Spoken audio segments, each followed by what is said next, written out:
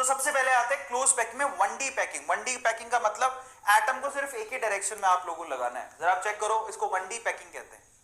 आपने क्या किया, एटम लिए एक एक करके ऐसे लगा दिए। अगर आप कोई पूछे तो कोऑर्डिनेशन नंबर क्या है, 2। क्यों? आप इस एटम को उठाओ, उसके इस तरफ भी एक ही टच कर रहा है, उसके इस तरफ भी एक ही टच कर रहा है, तो कोऑर्डिनेशन नंबर का मतलब होता है नंबर ऑफ एटम टचिंग। टची टची कौन टच कर रहा है, तो 2 ही एटम टच कर रहे हैं, इसलिए कोऑर्डिनेशन नंबर 2 है।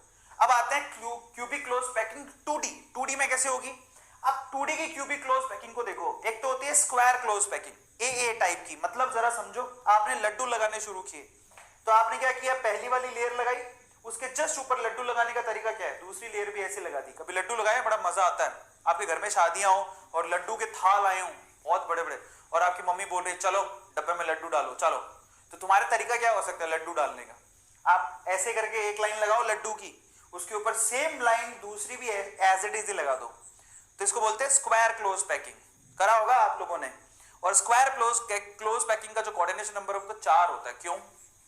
अगर आप ध्यान से देखोगे तो हर एक एटम को टोटल 4 एटम टच कर रहे होते हैं, इसलिए इनका कोऑर्डिनेशन नंबर क्या होता है, 4। आई रियली लव लड्डू, तो इनको बोलते हैं स्क्वायर क्लोज पैकिंग। ठीक है, तो इनका कोऑर्डिनेशन नंबर 4 होता है क्योंकि हर एक एटम 4 एटम को टच कर रहा होता है।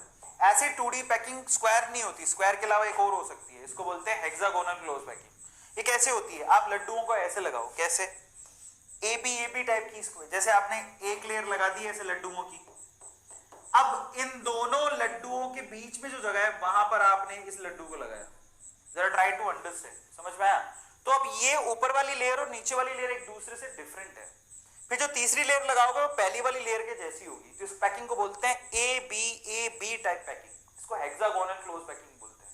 अब हेक्सागोनल क्यों बोला? क्योंकि जब आप किसी एक एटम को पकड़ोगे तो वो 6 एटम को टच कर रहा होगा, 1 2 3 4 5 6, इसलिए इसको बोलते हैं हेक्सागोनल क्लोज पैकिंग।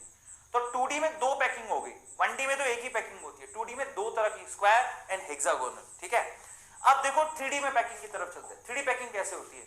ठीक है, अब आप चलते हैं यहां पर 3D पैकिंग की तरफ, जिसको बोलते हैं सिंपल क्यूबिक पैकिंग।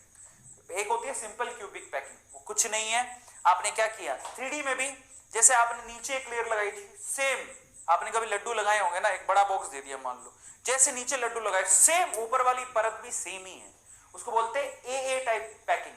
ये A टाइप पैकिंग है, इसको A टाइप पैकिंग बोलता है। कोऑर्डिनेशन नंबर 6 होता है। अगर आप ध्यान से देखोगे तो हर एक एटम को 6 एटम टच कर रहे होंगे, आगे पीछे ऊपर नीचे दाएं बाएं 6, तो इनके कोऑर्डिनेशन नंबर 6 होता है। फिर होता है hexagonal close packing. Now this packing is really very interesting. इनकी पैकिंग कैसे होती है? AB टाइप की पैकिंग होती है, और टोटल एक एटम को 12 एटम टच कर रहे होते हैं, तो कोऑर्डिनेशन नंबर 12 होता है। AB टाइप की पैकिंग होती है और 12 कोऑर्डिनेशन नंबर होता है। एक एटम को 12 एटम टच कर रहे होते हैं। मान लो ना, आप ये देख लो, ये 12 कैसे होते हैं, ये बीच वाला ले लो तो 6 तो आजू बाजू के हो गए, 3 ऊपर 3 नीचे, 12 हो गए। इसको हेक्सागोनल क्लोज पैकिंग। फिर होती है क्यूबिक क्लोज पैकिंग, ये ABC टाइप की पैकिंग होती है। देखो ABC मतलब ABC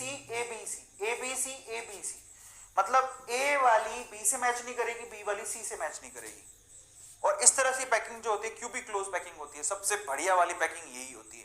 इनमें भी कोऑर्डिनेशन नंबर 12 ही है, लेकिन एफिशिएंसी 74% होती है। ABC पैकिंग बोलते हैं, क्यूबिक क्लोज पैकिंग है, इसको FCC पैकिंग भी कहते हैं। इसका कोऑर्डिनेशन नंबर 12 ही है, मतलब एक एटम को 12 ही एटम टच कर रहे हो।